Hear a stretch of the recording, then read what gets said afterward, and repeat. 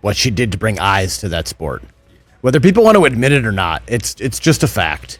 A lot of people were watching because of Caitlin Clark, and I think it's okay to admit that. And I happen to believe the facts have shown that I was right. How was the attendance for Team USA in the Olympics? What would it have been like if Caitlin Clark was playing on that team? Remember the first game? Look at this right here. National broadcast viewership. What are we talking about here? 1,000, what is that?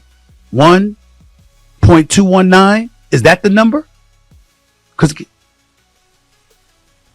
And the game afterwards got 485,000 views.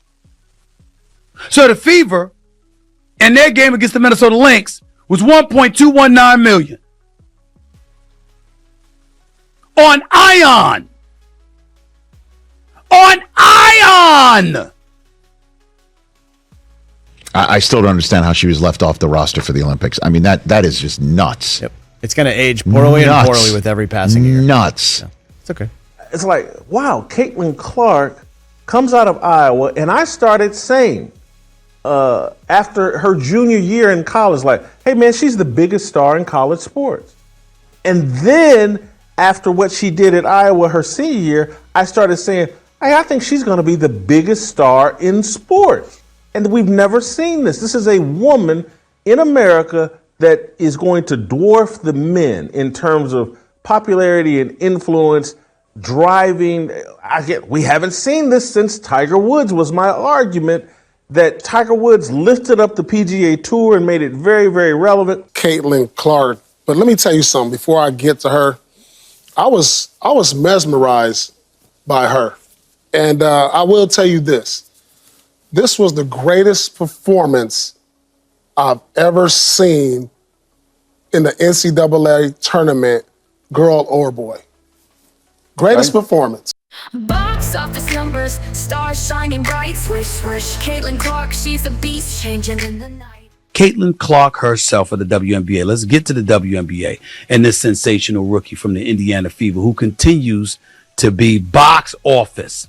Clark and the Fever currently lead the WNBA in average game attendance and per game TV viewership. You know what the average attendance is when Caitlin Clark plays home or the road? What? 15,300. Wow. Okay? 15,300. No one cares what skin color you are. You know what America loves? Let me break it down for you. We absolutely love one thing. You know what it is? Underdogs. Caitlin Clark is an underdog. We don't care about anything. We love humble underdogs.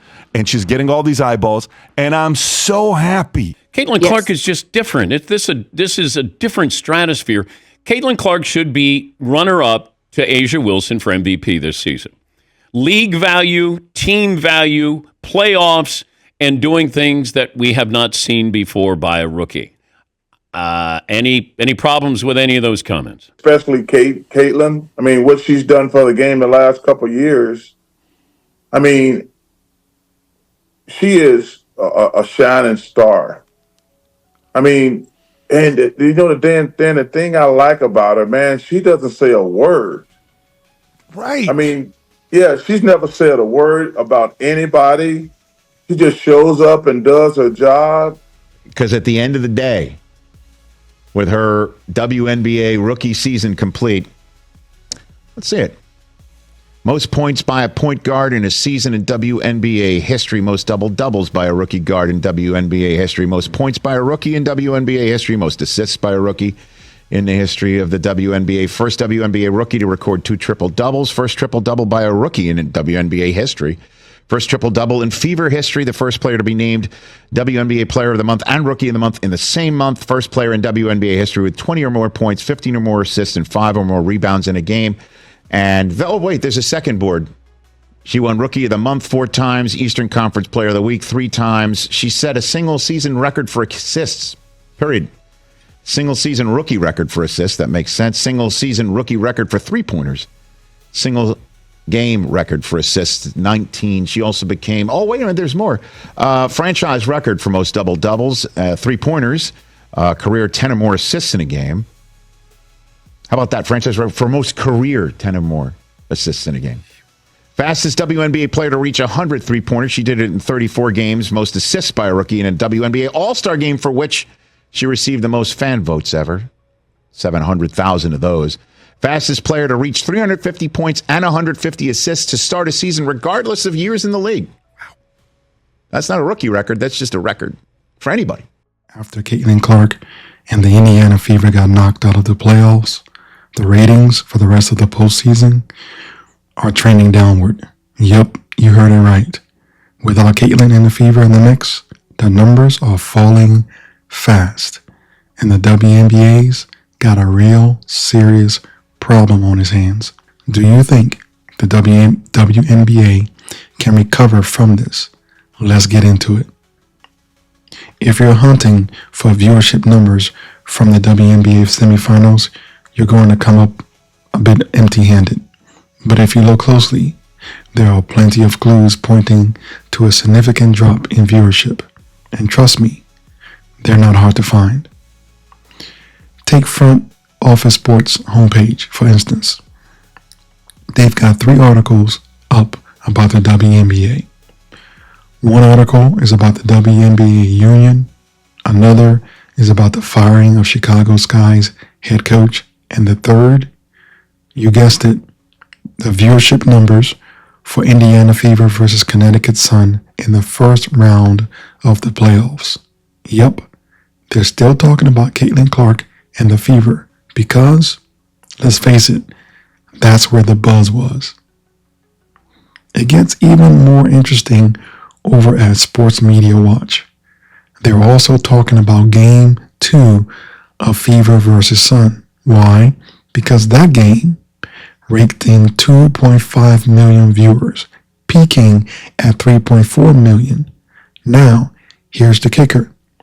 Game 1 of the same series pulled in 1.8 million viewers, but the other 3 playoff games combined, only 1.2 million. That's less than the 470,000 average for the entire 2023 WNBA playoffs. So, what do all these clues tell us? Without Caitlin Clark and the Fever, the WNBA's viewership is in free fall. It's no wonder they're sticking to the numbers for when Clark was still in the mix, because the rest, well, it's a story the league rather not tell. Let's start with the obvious reason for the decline. Caitlin Clark is the draw for the WNBA right now. Her rookie season with the Indiana Fever wasn't just good, it was historic. She set records. She set more records than we can even count. From the most points by a rookie to the fastest WNBA player to hit 100 three-pointers. Caitlin was everywhere. She even pulled in 700,000 fan votes for the All-Star game. Yeah, more than anyone else in the league. And what did that mean for the WNBA? Well, that meant packed arenas, buzzing fan bases, and millions of new viewers tuning in just to watch her play. We're talking 3.4 million peak viewership during some of the biggest games. It's safe to say that Caitlin wasn't just playing for the Fever. She was carrying the WNBA on her back. Leslie Hudson commented and said, "Are the playoffs still happening? Maybe if the entire league had not been so vitriolic towards the Fever, people would not be bailing exponentially now that Indiana has been eliminated. They blew a huge chance to build interest in the league." Wow, she's not upset at all. That's the swish for today. Let me know what you think in the comments. Can the WNBA survive without Caitlin Clark in the playoffs? Or are we seeing the beginning of a ratings disaster? Don't forget to like, subscribe, and hit that notification bell to get the latest updates. Thanks for watching. Until next time, keep balling.